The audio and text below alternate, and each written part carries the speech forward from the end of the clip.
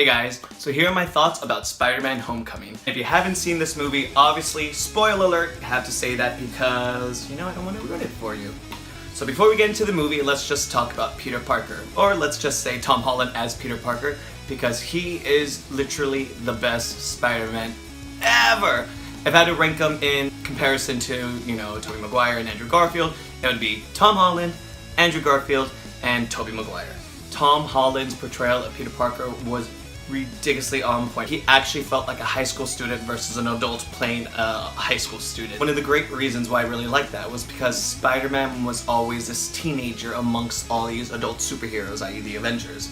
To actually have an actor who could portray that youthfulness and that kind of like newbie actually makes his fitting into the Avengers and the wider MCU even more unique, because he's completely like this just kid who just wants to help out but doesn't understand the scope of everything that's going on around him, but just really wants to be part of this adult team. One of the great things about Spider-Man Homecoming is because Peter Parker is actually really just this high school kid who's trying to deal with normal high school situations like fitting in and falling in love, but then he's also balancing the whole, I want to be a superhero, I want to make a good impression so I can join the Avengers. So the dichotomy of those two things bumping against each other is actually one of the plot points in this movie about how do you balance that out. And it's just done so very well, and you can see how really in this movie he is having trouble fitting in. He's a complete nerd, he's a loser, in the best way possible.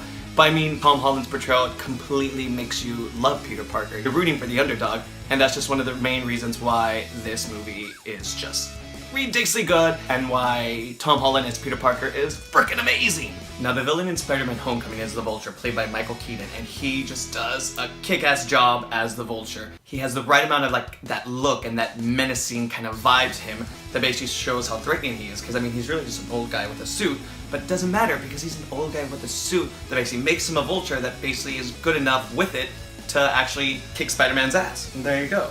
So one of the good things that made Michael Keaton's character, sympathetic was because he's just really trying to provide for his family.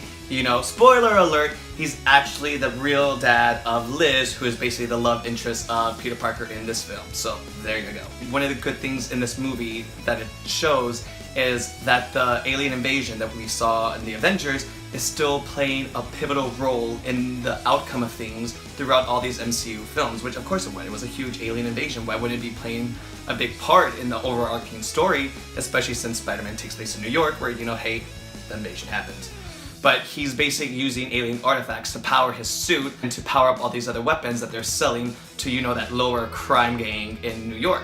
So it's just good to kind of see things still playing out, things still having consequences, and it's finally good to have just another villain that you actually can relate to. It's not just like a throwaway villain.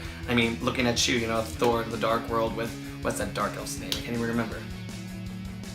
Malekith.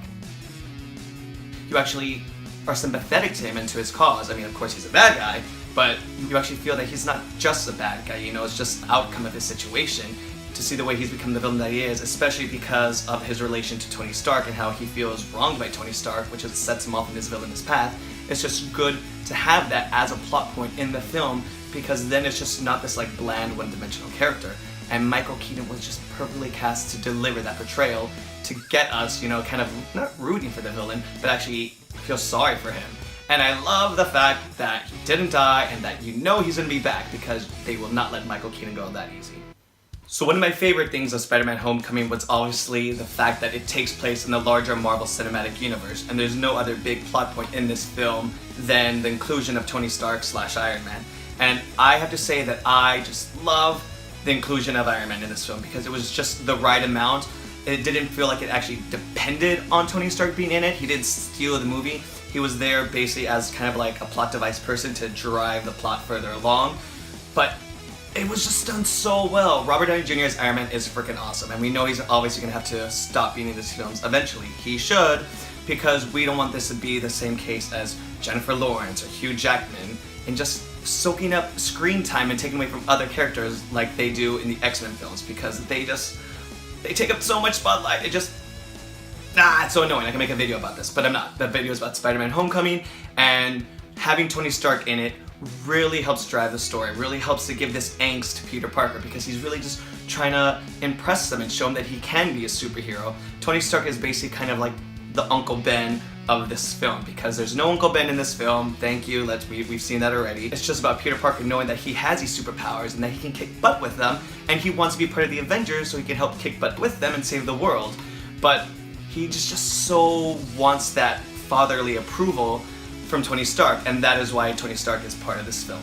One of my favorites / one of the best things about this film is the way it includes diversity in its cast. Peter Parker goes on high school in Queens, so it's just nice to see a high school that's actually representing how high schools look. High schools nowadays are basically people from all over the world, and this movie does a very good job showcasing that. I mean, yes, still a white guy saving the day, you know. We could have used Miles Morales at this point, Marvel, but hey, you know, Tom Holland was perfect, so I'm glad they're at least really trying to push the diversity in this film by actually just being honest to the way the world is right now. We have Zendaya, who basically plays MJ / Michelle, not Mary Jane Watson, who basically become a love interest later. Obviously the storyline, she wasn't the love interest in this one, but she like African-American roots. We also have Jacob Matalon, who plays Ned, his best friend, who obviously has Hawaiian descent in him. So it was just really good to see that, because it wasn't only these characters. You also had Liz, and had Flash, who was played by Tony Revolori, and he's Guatemalan. Like, it was just done so well. I really applaud them for pushing for them. It was just really nice to see the diversity that actually exists in the real world in a film.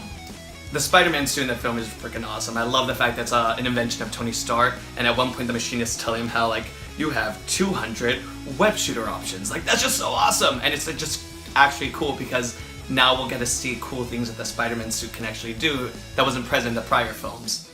I really like the fact that Marvel made the stakes way smaller in this film. There's no Earth about to be destroyed. It's just really a story about Peter Parker's struggle in Queens. And it just makes sense that there's no Avengers flying in to help save the day, because it's not that grand of a scale. It's really just happening in Queens. It's such a small story that it's not even on their radar, hilariously, but it's true in a good way. So it's just good to keep the film to Peter's story and his own personal struggle versus just, you know, it's another Earth-destroying event, city is falling down, you know. It was just good to kind of keep it in Queens, keep it in New York, and just have Peter have to deal with it. I also like the fact that Spider-Man's secret identity isn't necessarily so secret. He's just a kid who really sucks about keeping his identity hidden. In the film, we already saw from the trailer that Ned finds out that he's Spider-Man. MJ doesn't know it yet, but she knows something's up. She knows Peter's hiding something, so that's hilarious. And then at the end, we see that Aunt May like finds out. Hilariously done, but even she finds out. So it's just kind of cool that it's not going to be this big overarching plot point that we've seen before. They just know already Peter Parker needs to learn how to hide that just a little bit more. Or maybe, you know, hopefully this is going to be a reason that actually puts these characters in danger in future movies, which I think that would be good to see. Overall, Spider-Man Homecoming is my favorite Spider-Man movie of all time. It is way up there. I don't know where I would rank in the sense of the other MCU films, but if you haven't seen it, you definitely need to go see it, because it's just that awesome! I mean, I saw it when I was in New York, and it was like, I think I saw the midnight showing just because I wanted to see it that bad. I didn't want to see spoilers, and it kept me awake. It was so, it's just, go see it. It's awesome. Love it.